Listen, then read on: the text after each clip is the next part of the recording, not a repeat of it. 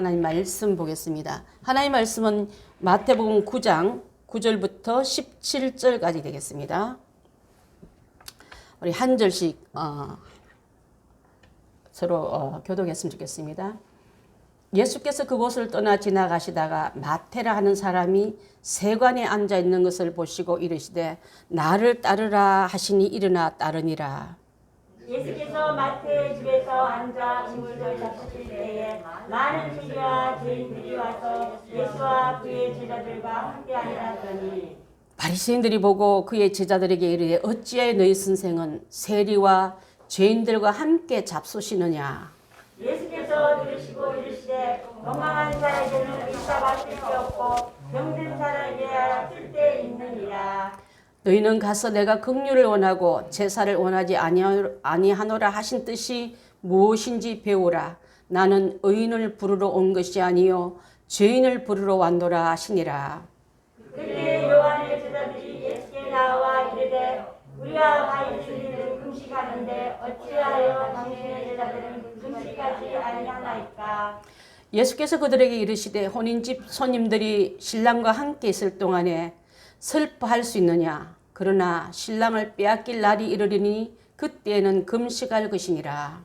생배 조각을 얇은 곳에 붙이는 자가 없나니 이는 기운 것이 그곳을 당겨 해야지 나게 되며. 함께 읽습니다. 새 포도주를 낡은 부대에 넣지 않았나니 그렇게 되면 부대가 터져 포도주도 쏟아지고 부대도 버리게 됨이라. 새 포도주는 새 부대에 넣어야 둘이 다 보존되느니라.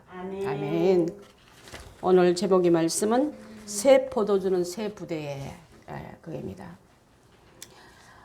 많은 사람들이 이 용어를 정치적인 용어로도 많이 쓰고요. 어떤 새로운 일을 시작할 때, 결심을 할 때 이 말을 많이 쓰는데 사실은 맞지 않아요. 포도주에서 가장 중요한 것은 포도의 질을 말하고 또 잘 발효된 효력 높은 포도주는 포도 자체에서 나와야 되는데 여기 제일 나쁜 포도주는 물을 섞는 거예요.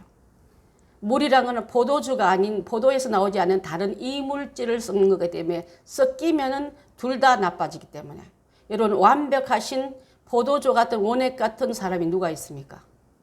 그 사람도 자기도 험나고 못나고 부족한데 그다 이물질인 물 같은 자를 섞어놓고 우리는 포도주 되었다고 하니까 맨날 그 포도주는 쓸데없어 버려서 밟힐 뿐인 맛을 잃어버린 소금 같은 역할을 한 걸 많이 보지 않았습니까? 이것을 쓴 사람은 여러분 지난번에 잠깐 소개했지만 마태입니다. 그가 예수님을 만날 때에 세관에 앉았다가 이 말을 예수님을 만날 때 종사 중이다, 근무 중이다, 한 장 잘 나갈 때 불림받은 사람이에요.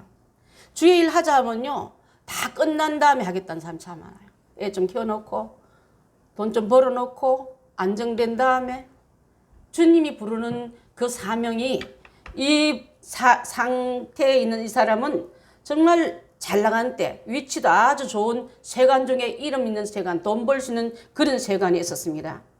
로마를 위해서 세금을 거둬들이기 위해서 이 세금은요 본붕한 헤롯 안디바의 비자금을 만드는 곳이 바로 이곳이라는 거예요.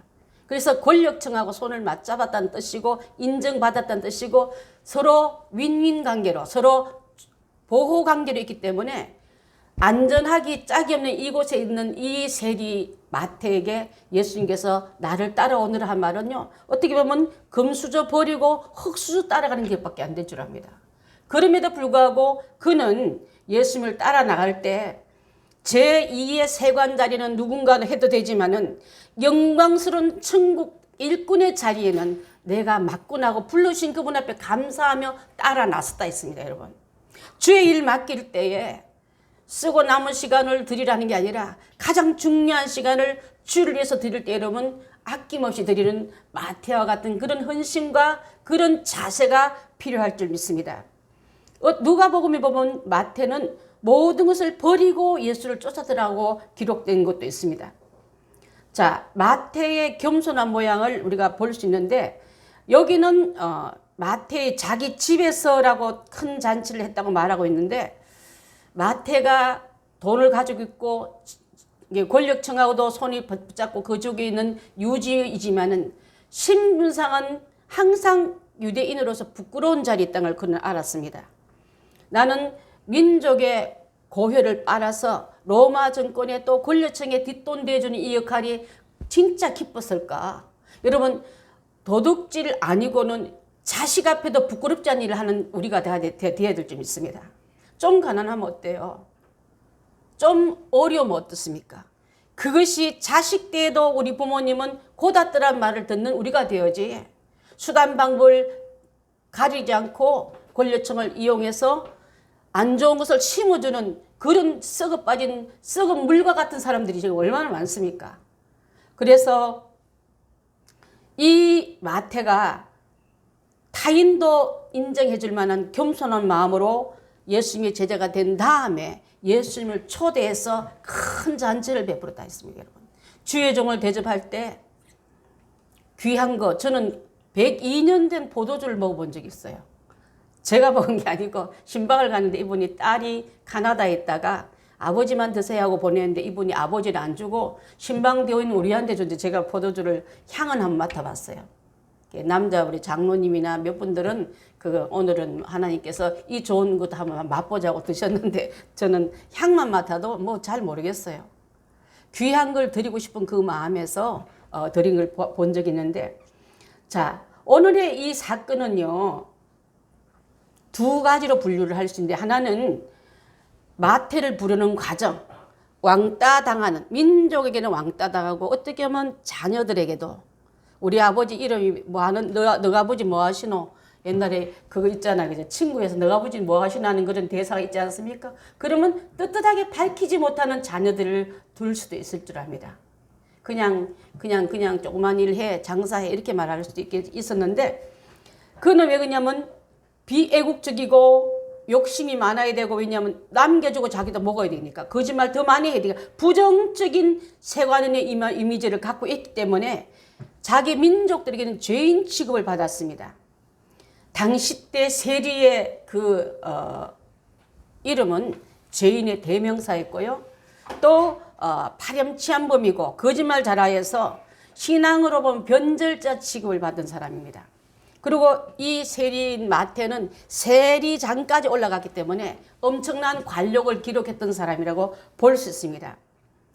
그렇다면 이런 사람을 왜 불러서 예수님은 제자를 삼았을까? 좀 이름 있고 명판인 사람, 그 지역에서 좀 의인이라 말 듣는 이런 사람을 좀 택했으면, 예수님이 따르는 무리를 보니까 그럴만하다, 그 제자 보니까 그 선생도 그럴만하다 말할 텐데, 한겹이 따라다니는 사람들이 어부 출신, 세관, 마태, 이런 사람을 몰고 다닌 그걸 볼 때, 또 하필이면 이 마태의 집에서 잔치를 베스라에 예수님과 함께 먹고 마실 때에 그곳에 누가 아니면 바리새인들이 입을 삐죽거리면서, 참 그 떨거지들 좀 봐, 갖고 있는 그 행색 좀 봐, 그들의 이력서 좀 봐.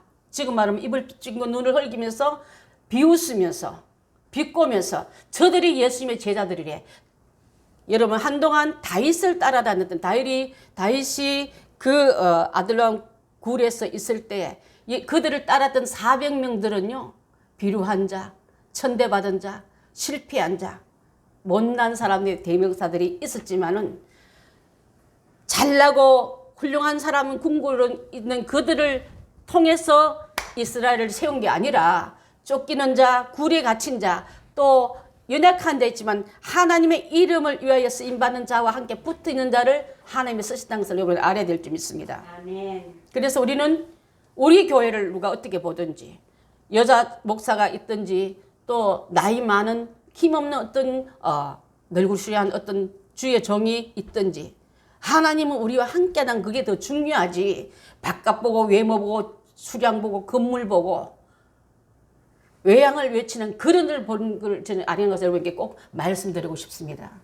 주의 영이 함께 있는 곳에 주님이 그들을 사용하심을 믿고 나가는 우리가 다 되어야 될 줄 믿습니다. 아멘. 자, 그랬을 때 예수님이 당신 핵심 제자를 채우기 위해서 과연 누가 천국의 신하가 될 것인지, 예수님의 제자로서 그 천국을 세우는데 중심적인 역할을 할 것인지를 볼 때에 나를 쫓으라 하매 일어나 쫓느니라 했습니다. 여러분 명령이 떨어질 때 미루지 마세요. 나중에 하고 여러분 환경을 만들어서 드리려 하지만 환경은 생전 안 와요. 그렇게 그런 데는 환경은. 예라고 대변했던 그 금수저 돈 많이 버는 위치에 있는 마태가 왜 예수님을 따라간가? 천국 백성 그 신화되는 천국 건축하는데 핵심 인물로 왜 따라간 걸 볼 수 있다면 여러분 나도 주의 일 하는데 세상 일은 언제까지 할 수도 우리에게 기회를 내주지 않지만 주님의 부름은 항상 있는 게 아니지 않습니까? 그 일을 위해서 반응했던 이 순종과 응답을 통해서 진리를 발견하면 여러분 진리의 부름에 대해서 비진리는 가차없이 버려야 될 줄 믿습니다.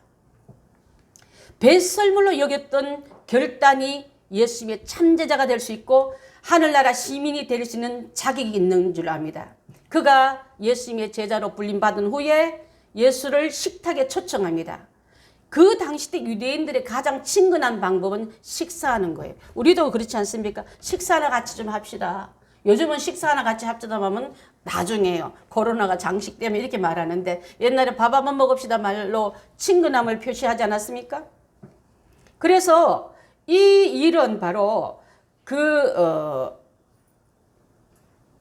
함께 유대인의 그 상태는요. 같이 식사할 때 나를 초대할 때 받아주면 형제요. 거절하면 타인입니다, 여러분. 그 지경이기 때문에 예수님이 마태의 집에 갔을 때 그곳에는 많은 세리 출신들과 또 그들이 말한 너희들은 함께 죄인들과 함께 너희 선생은 밥을 먹느냐? 한 뭉뚱이에서 죄인의 공동체로 그들은 지칭하고 비하시켰습니다. 그랬을 때 예수님께서 뭐라 말씀하시냐면 여러분 예수님은 악을 선으로 정화시키는 분이지 않습니까? 예수님이 오셔서 그들이 세상적으로 죄인이라 말 듣는 그들에게 함께 식사해서 예수님까지 타락하고 예수님께 변질된 게 아니라 변질되지 않은 예수님이 오셔서 죄인된 그들을 변화시켜서 예수님의 안에 들어오게 하는 게 바로 하나님에게 한 축복의 초대 아닙니까? 아멘. 예수님은 자기들은 의인인 척하고 우리는 구별받고 우리는 이렇게 율례를 잘 지키는 자라고 착하게 빠져있는 그들보다도 우리는 죄인이고 우리는 아무도 우리를 상대해 주는 사람이 없다 이기는 그들을 먼저 찾아가셔서 친구 되어주시고 함께 거하면서 먹고 마시며 그래서 하나님이신 예수님이 이 땅에 오신 이유도 죄악에 갇힌 우리를 구원하려고 하나님 구원 계획을 실천하시기 오지 않았습니까? 그래서 그 죄에 갇혀 있는 우리를 건져 있는 우리를 예수님이 의인되게 하는 이게 맞습니까? 아니면 죄인인 같이 의인은 없나니 하나도 없다는 저들도 죄인이면서 의인이제 하면서 예수님의 도움이나 예수님의 구원은 필요 없다고 여기는 그들이 옳습니까? 그래서 바리새인들은 마태의 집에서 세리와 죄인들이 예수님과 함께 식사를 보고 던진 질문입니다. 어찌하여 너희 선생은 세리와 죄인과 함께 식사하는가? 유대인의 교제 방법은 식사하면서 하나로 이룬다 했는데 너희 선생은 어떻게 죄인의 똘만인가 보다. 그러지 않습니까? 대장인가 보다. 함께 잡수시는가 한 안에는요. 사회적으로 버림받고 그들과 함께 패거리에 어울린 저들과 함께 결단은 너희들은 의인의 집단이 될 수 없다는 뜻을 다 갖고 있는 거예요. 예수님을 폄하시킨 거예요. 예수님은 옳다 여기면 따라온 사람한테 한번 떨거지를 한번 봐. 저들이 예수님과 함께 하겠다는 공동체 이론들이 하고 지금 보고 있는 줄 압니다. 기독교의 가치를 위치를 모르는 무리가 봐도 비루하고 깎아내리려 하고 시기와 질투의 눈으로 번득이며 입은 삐죽거리면서 생각 한번 해보세요. 그 속에 있는 바리새인들이 하는 행동을 얼굴들을 쭉 보니까 그 속에는 더 더러운 것과 그 속에는 교만이 가득 차 있고 그 속에는 시기와 질투와 이글거리는 눈으로 예수님과 그들을 보고 있는 줄 압니다. 여러분 오늘 다시 한번 얘기할 수 있는 것은 이 마태라는 이름 뜻은요. 하나님의 선물이라는 뜻을 갖고 있습니다. 하나님의 선물로 갖고 있는 이 사람은 이름값대로 선물로 쓰임 받으려고 지금 이제는 위치 체인지를 하고 있지 않습니까? 아멘. 어떤 이름은 레위라고 나오는데 이 마태와 레위는 같은 이름이에요. 레위는 누구고? 유대인들은 보통 한두 가지 이름을 다 갖고 있었는데 마태와 레위는 같은 이름입니다. 그리고 그 마태란 사람이 사는 곳이 가버나움이기 때문에 가버나움 동네가 잘 사는 동네라지 않았습니까? 그래서 예수님을 모셨을 때 이웃들도 많이 들어왔는 상태에서 많은 큰 잔치를 배설했던 아내는 예수님을 만나서 기뻐하는 여러분 삭개오의 그 잔치와 같을 줄 압니다. 예수님 만난 게 기쁨이 되지 부끄러움이 됐으면 안 될 줄 압니다. 여러분 예수님이 우리 가정에 오시고 행복한 교회 일원이 된 걸 기쁨으로 알리십시오. 그걸 부끄럽게 생각하고 어디 다닙니까? 저기 갑니다. 우리 옛날에 여삼촌이 예수 믿고 저한테 이제 전도 폭발로 구원받고 영접하고 나서 교회 가라니까 가긴 가는데 주머니에 이렇게 딱 그냥 그 안에다가 쪽 성경 하나 엮고 가다가 마을에 지나가는 게 친구분이 어디 가는가? 그렇게 말하니까 저기는 어디야? 하니까 그냥 가다가 오늘 안 갈래? 하고 그냥 사랑방에 쫓아들었다 말을 했거든요. 옛날 어른들은 왜 이렇게 그 역할이 부끄럽게 여기는 건 아직도 확신이 없다는 뜻이고요. 또 자랑스럽지 않던 안에는 본인이 자신이 없다는 뜻을 이게 포함하고 있을 줄 압니다. 자, 그래서 많은 사람들이 바리새인들이 너희들은 죄인들이라는 안에는요 의식을 행하지 않는다는 뜻을 갖고 있는 거예요. 의식도 모르느냐? 율법의 의식도 모르느냐? 이 죄인들아 이 말한 거예요. 자, 그럴 때 비루한 자 같이 여겼던 아둘람의 공동체가 저는 생각이 났어요. 다윗이 처음부터 뽀대난 다윗이 아니라 기름 부음을 받았지만은 사울은 공동체는 더 화려해요. 더 멋있습니다. 더 세련돼 보입니다. 더 바깥으로 자랑스러운 그 공동체에 들어간 게 더 기쁠 수 있지만은 아들람 안에 구려 있는 비루한 400명의 공동체는 쫓기는 자요, 실패한 자요, 세상으로 부끄러움을 당하는 그들이 있지만 다윗의 왕국을 세울 때 그들을 사용했다 생각할 때 하나님이 함께하는 공동체가 되어지. 아멘. 바깥에 있는 번지리한 안에 주님이 나도 너희를 버렸다. 니골라당 같은 놈들아, 세련된 걸 그렇게 좋아하느냐. 그런 우리 사람들이 되어서는 안 될 줄 압니다. 제가 아들람 공동체에 나오는 성경을 잠깐만 읽어보고 지나가겠습니다. 그러므로 다윗이 그것을 떠나 아들람 굴로 도망하며 그 형제와 아비의 온 집이 듣고는 거리로 내려가서 그에게 이르렀고 환난당한 모든 자와 빚진 자와 마음이 원통한 자가 다 그에게 모였고 그는 그 장관이 되었는데 그와 함께한 400명 가량이 되었더라. 그랬습니다. 가드에서 다윗이 도망한 곳이 아둘람 굴이고 지금 자기 한 몸 도망하기도 바쁜데 400명이나 사람이 찾아오고 그들 가운데 우리도 같이 있겠다고 했을 때 비키라 나가라 떠나라 하지 않고 그들을 품어줄 수 있는 그 마음을 가진 지도자. 다윗의 그 품성에게 나오고 있고 하나님께 철저하게 의존하는 기 때문에 우리가 가는 게 잘못된 게 아니고 반드시 우리 길을 인도할 거다고 확신 있게 끌고 갔던 다윗이야말로 이스라엘을 세우고 다윗 왕국을 세우는 하나님의 강력한 부대가 되지 않았습니까, 여러분? 아멘.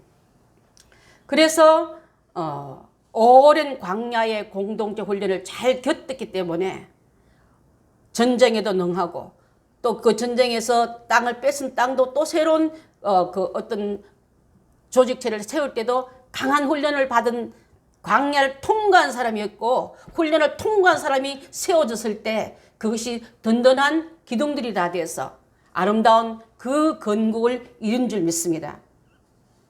자, 그런데 우리가 죄인입니다고 여기는 사람과 우리는 죄 없어 완벽합니다고 심판자의 자리에 올라가 있는 바리새인과 또 그 주변 사람들 보게 되면은 나는 그래서 그들에게 예수님 입을 열어서 내가 의인을 부르러 온 것이 아니요 죄인을 부르러 왔다며 13절에서 말씀하고 있지 않습니까?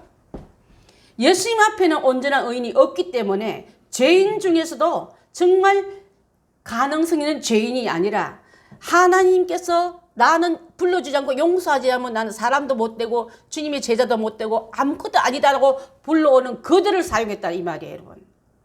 정도는 정도는 돼야 인물이 되고 학벌이 되고 학력이 되고 스펙이 되어서 나를 좀 불러쓰지 왜 저런 사람을 쓰실까 하는 그런 눈으로 우리가 사람들을 평가한 적이 없습니까 여러분? 자, 그래서 이렇게 말할 때 진실한 자세를 가진 그들을 예수님 찾아오셨고 예수님을 환영한 그들과 함께 식사하시고 나와 너와 함께 형제됨을 열어주시고 그들에게 나는 의인을 부르러 온 것이 아니라 죄인을 부르러 왔다.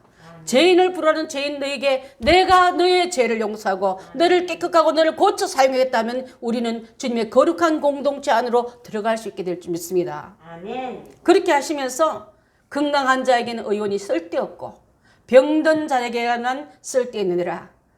건강하게 생각한 너희는 내가 필요하지 않지 않느냐. 병들어서 사회에서 천대박대받는 이들에게는 내가 필요하다니까 나는 그들의 의원이 되어 있고 그들을 고쳐 사용하겠다 이 뜻을 갖고 있는 거예요 여러분. 그렇게 말씀하시죠. 오늘 중요한 핵심한 구절이 있습니다. 너희는 가서 내가 긍휼을 원하고 제사를 원치 아니하노라 하신 뜻이 무엇인지 배우라 하고 있습니다. 옛날 성경에는 인애라고 나와요 여러분. 지금은 긍휼을 원하고 나는 불쌍히 여기는 너희들이 좋다. 주님의 사랑받는 너희가 좋다. 회복받은 너희가 좋다. 이 뜻이에요 여러분. 그런데 바리새인들과 율법학자들은요. 법만 좋아하고 제사만 좋아하고 우리는 제사를 이렇게 될 때 우리는 완벽해야 하고 착각 속에 빠진 그들을 그런 제사 나는 원치 않는다. 용서받고 나는 주님의 기쁨 받고 회복받은 게 내가 좋다고 기뻐하는 이들이 나는 더 내가 마음에 드는 자들이라고 선포하고 있는 줄 믿습니다. 아멘. 자, 그래서 스스로 의롭다 주장하는 바리새인들에게는 절대 이 세상에 의인은 하나도 없지 않습니까? 그들은 예수가 필요 없는 사람들입니다. 오늘날 시대도 마찬가지인 줄 믿습니다. 나는 돈이 많았어. 나는 재산이 많았어. 나는 명예가 좋았어. 나는 자녀들이 너무 잘났어. 나의 주변 전체는 권력자가 너무 많았어. 나는 너 같은 필요한 예수를 믿는 예수는 필요 없다고 여기는 그들이 얼마나 많습니까? 또 믿어도 물에 타고 포도주를 물에 타면 제일 나쁘다 하지 않았습니까? 순수함에 섞어버린 세상적이고 마귀지고 정욕적인 것을 섞어놓고 함께 좋은 포도주라고 착하게 들어 마시는 그런 썩어 빠진 성도들이 얼마나 많습니까 여러분? 그러면서 온전한 척하고 바른 척할 때 예수님의 목적은 병 고치는 일과 죄인 고치는 일로 오시지 않았습니까? 시편 43편 3절 한번 보겠습니다. 시편 14편 3절 시작. 다 치우쳐 함께 더러운 자가 되고 선을 행하는 자가 없으니 하나도 뭐라고 말씀입니까? 다 치우쳐. 인생 전체가 다 치우쳐 더러운 자가 되고 포도주에 물을 섞어버리니까 그 포도주는 정말 오염된 포도주가 된 것처럼 다 치우쳐 선한을 행한 자가 없고 하나도 없다 했습니다. 로마서 1장 18절도 한번 봅니다. 로마서 1장 18절 시작. 하나님의 진노가 불의로 진리를 막는 사람들의 모든 경건하지 않음과 불의에 대하여 하늘로부터 나타나나니. 자, 의로움을 가장한 바리새인들과 그들은 구원의 길을 스스로 막아버렸지만은 긍휼이란 말은요 히브리어 말로 헤세드라 합니다. 하나님과 백성 사이에 맺어두던 사랑을 뜻하고요. 용서받은 그들을 뜻하고 그 용서받은 그 사랑이 유지되길 원한다는 것을 갖고 있는데 요지는 그들은 끊어놓고 제사를 의식을 율법의 어떤 형식을 지키지 않은 저 거지 같은 죄인들아. 누가 죄인입니까 여러분? 예수님과 함께 있는 자가 죄인입니까? 아니면 선 밖에 서서 의인인 게 하나도 없는 그들이 죄인입니까? 그래서 호세아서 6장 6절도 한번 보겠습니다. 호세아서 6장 6절 시작. 나는 인애를 원하고 제사를 원하지 아니하며 번제보다 하나님 아는 것을 원하노라. 여러분 이 성경 구절이 이해가 되시죠? 나는 왜 인애를 원하고 제사를 왜 싫어할까? 하나님 왜 죄 회개 받는 걸 싫어할까? 이 뜻이 아니라 회개 받고 주님의 사랑이 끈끈이 흐르는 게 좋습니까? 나는 완벽하니까 이제는 저 주님과 교제하는 저들은 오히려 죄인으로 보고 있는 이들의 눈에 번득이는 그 잘못된 그것이 잘못됐겠습니까? 예수님이 대답이 얼마나 정확한지 모르겠어요. 건강한 자에게는 의원이 쓸데없고 병든 자 이들은 내가 필요해. 나는 이들을 고치러 왔어. 주님은 나의 위대한 의사로 오셨기 때문에 내가 병들은 나이다. 나는 주님이 필요하다고 이들과 함께 먹고 마시면 뭐가 잘못되었냐. 그래서 의인을 부르러 온 것이 아니라 너희처럼 완벽하게 여기는 너희를 부르러 온 게 아니라 죄인 이들을 부르러 왔노라 하시며 단언하셨습니다. 그래서요 예수님의 이 선언은 어떤 것 같냐면 새로운 질서를 세운 것 같은 거예요. 금식에 대한 질문도 합니다. 바리새인들, 우리와 바리새인은 금식을 한데 이거 누가 질문한지 아십니까? 요한의 따르는 요한을 따랐던 옛날에 요한이 했던 일을 보면서 야, 우리 요한 좀 봐. 광야에서 저렇게 외치지 않는가? 메뚜기와 석청 먹으면서 금식을 수시로 하고 권력자를 또 먹는 걸 탐하지 않았는데 근데 어떻게 예수는 저렇게 먹는 걸 탐하고 아무데나 앉아서 식사하면서 즐기느냐 하고 지금 비꼬고 있는 줄 압니다. 그렇게 하실 때 당신의 제자들은 왜 금식하지 않습니까? 우리와 바리새인들은 금식하는데 예수님의 대답입니다. 혼인집에 손님들이 신랑과 함께 있을 때는 슬퍼하지 않는다. 하지만 신랑이 빼앗길 날이 오는데 그때는 금식할 것이다 하면서 당신이 혼인집에 신랑임을 지금 선포하고 있고 세례 요한은 신랑을 옆에서 덜러리 치는 덜러리로 그는 기뻐한다 하지 않았습니까? 자, 세례 요한 자신이 공생애를 시작할 때는 전혀 시기하지 않았어요.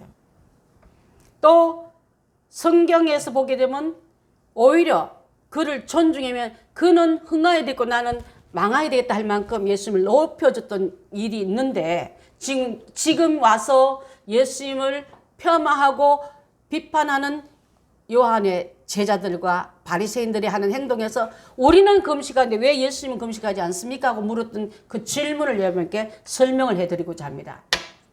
자, 요한복음 3장 26절로 31절 좀 길지만 한 절씩 우리 함께 읽어보겠습니다. 시작.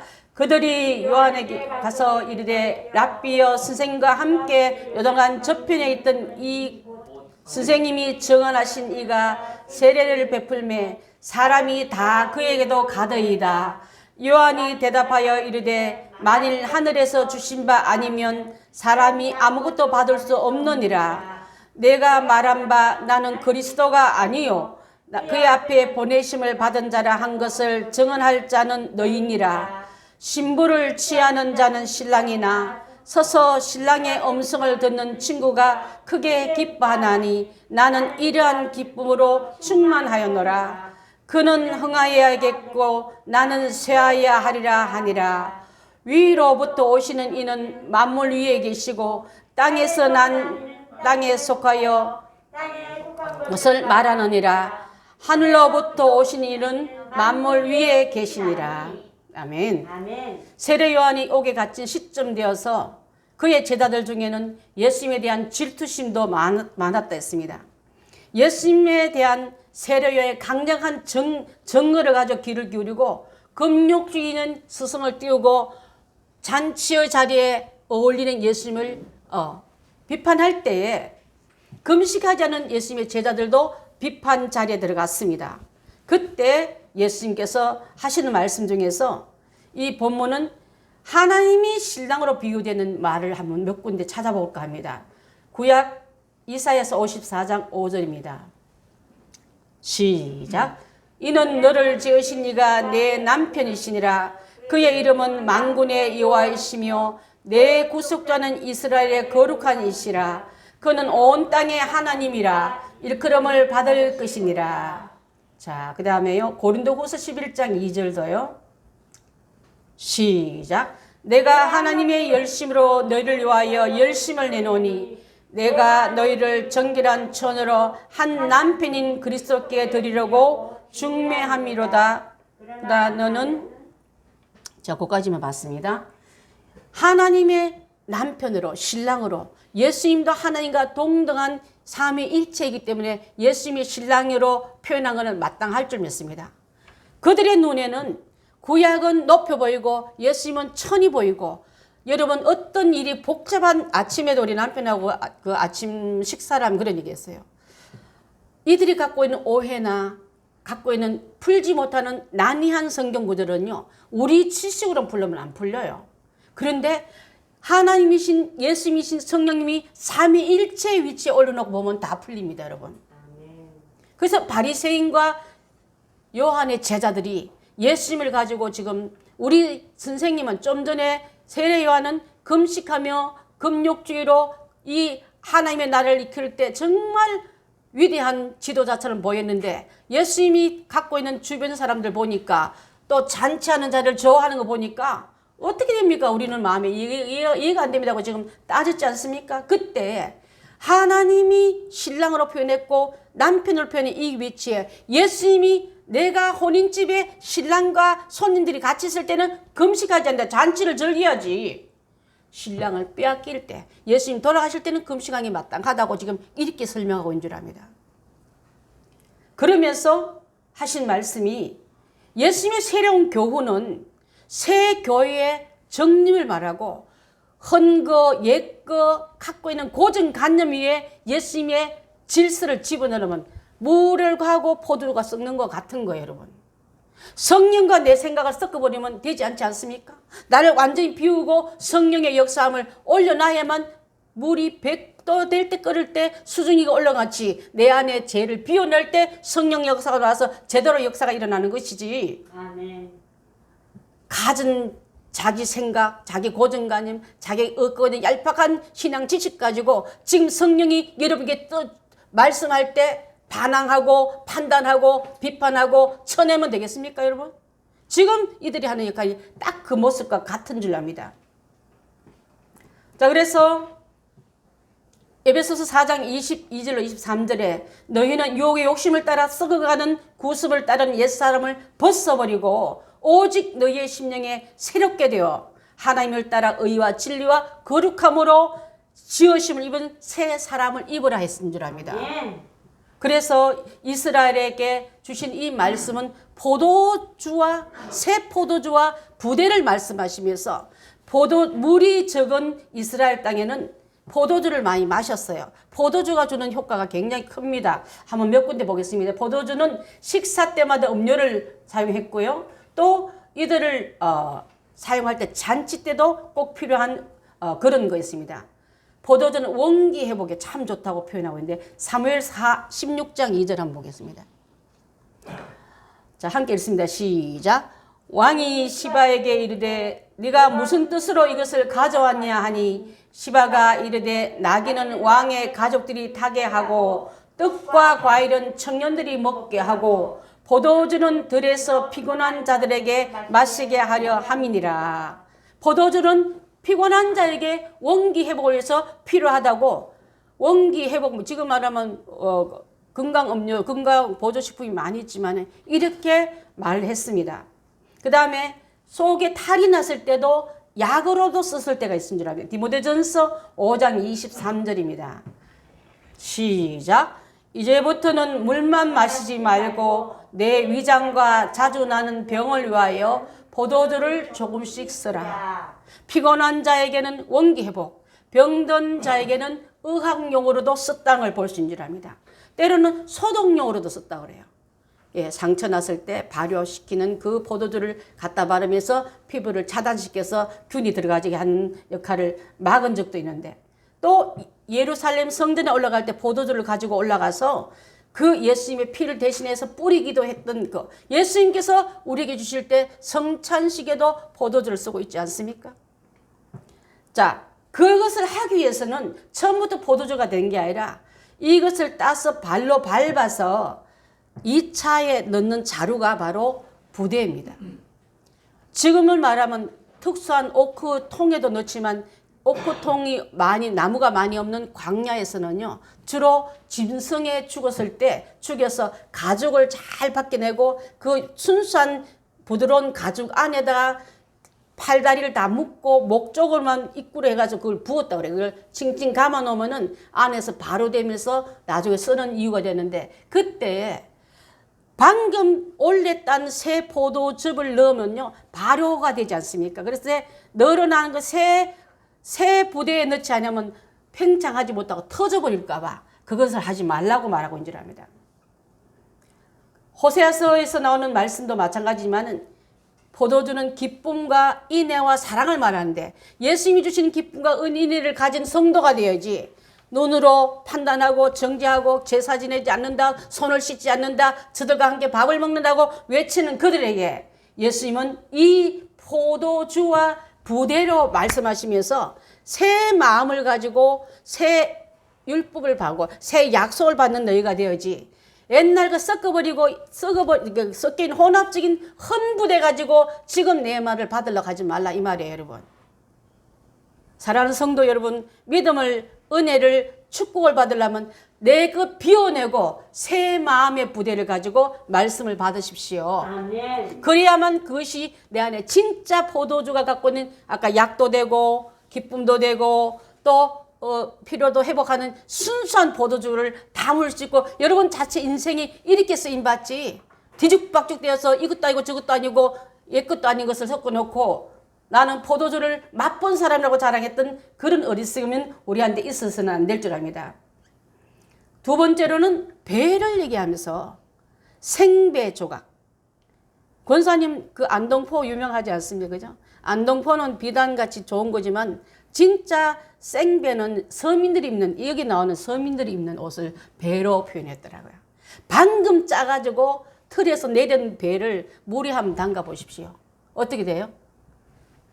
쪼가라들고 줄고 희한해요. 근데 이미 옷으로 들어갔던 배에다가 방금 짠 배를 갖다 넣고 옷을 만들면 그 옷의 형체가 제대로 되겠습니까? 예수님의 그 비유법이 얼마나 재미인지 몰라요. 틀에서 내려왔던 방금 짠 생배, 아무도 옷을 만들어진 게 없고 또 이게 중간에 물에 넣고 했던 이런 탈색 과정도 없는 방금 짠 배를 이미 이거 입고 있는 옷하고 같이 옷을 만들고 배를 같이 한번 짜봐라. 그 옷이 제대로 나오겠느냐 이 말이에요, 여러분. 그래서 그 옷은 입을 수 없는 옷. 그게 오래된 틀에다가 새것 끼워 넣지 말라 이 말이에요. 오래된 너희들의 고정관념 안에 지금 예수님 막 주시는 새 포도주, 막 짜낸 배를 섞어서 옷 입고 섞어서 마시면서 옳은 거 먹었다 하지 말라 이 말인 줄 믿습니다. 사랑하는 성도 여러분, 오늘 주신 이 말씀은요, 예수님의 새로운 질서를 선포하고 내가 주님 앞에 어떤 자세로 비꼬고 비웃는 바리새인과 요한의 제자들 같은 고정관념 다 버리고 우리는 아무것도 우리는 쓸모있는 게 하나도 없는 나를 고쳐 사용할 땐 죄인된 그들에게 예수님이 그들의 신랑이 되고 그들이 고쳐주는 의사가 되고 그들에게 새 땅을 새 나라를 또 이끌 수 있는 그런 귀한 훈련의 일꾼을 불러내는 그 선포함이 오늘 우리에게도 바로 들어오길 바라겠습니다. 아멘. 자, 그래서 예수님의 가르침은 하나님의 아들이시며 그분은 불안한 자를 불러러 오셨고 또 그의 가르침은 새로운 것이기 때문에 기존 종교의 틀에 차별적이고 세상 사회적인 차별과 금식에 대한 오해와 그들이 갖고 있는 야리꾸리한 그런 고집을 다 버리고 그 틀은 깨어지고 새 틀 마련해서 새 마음의 이 교훈을 받으라고 지금 선포하고 있는 줄 믿습니다. 아멘. 여러분 이 두 교훈을 선택하여서 나도 그러면 낡을 것을 택할 것인가 새 것을 택할 것인가 새 마음을 가지고 지금 받은 은혜를 간직할 것인가 내 고정관념 내 지식 얄벗한 그런 모든 습관들을 가진 후에 오늘 말씀을 더 못할 것인가 여러분이 결정해야 될 줄 믿습니다. 옛 형식에 남아있는 한 예수님이 함께할 새 시대를 경험할 수 없습니다. 새 대통령이 다시 정치판에 들어왔다면 현 정부와 판을 같이 짜지 않지 않습니까? 이제 우리도 오늘 주신 하나님 말씀에 바른 일꾼 되려면 하나님 나라에 뽑는 일꾼을 저런 것들을 가지고 하나님 나라를 세운다고 예수를 비영하는 그들 앞에 새로운 헌법을 새로운 질서를 선포하신 주님의 뜻을 올바로 알아듣고 잘 따라가는 우리가 다 될 때에 과거의 보수적인 신앙들은요, 손뼉도 안 쳤어요. 교회 안에 드럼도 못 갖다 놔서 피아노도 못 갖다 놔요. 딴 따라갔다는 걸 교회 거룩한 성전에 갖고 들어오더니 그렇게 했던 때가 있었어요. 그래서 은혜의 풍성함을 맛보지 못하고 방금 들어온 사람은 또 취급도 안 하는 그런 애해많은 그런 고정관념을 다 버리고 이제는 성령님이 그를 터치하시니까 옛사람은 비껴가고 옛습관 죄인인 그들은 이제는 주를 위해서 한마디에 따라 나섰던 마태와 같은 결단력이 하나님 나라의 일꾼됨을 선포하는 이 시간인 줄 믿습니다. 아멘. 그래서 나의 선입관을 버리고 성령님의 다양한 역사를 인정해드리고 이제 내가 온전한 것이 못한 헌부대 버리고 새 틀 가지고 말씀의 은혜를 받아들이는 행복한 교회와 유튜브로 설교되는 여러분들 다 되시기를 바라겠습니다. 아멘. 기도하겠습니다.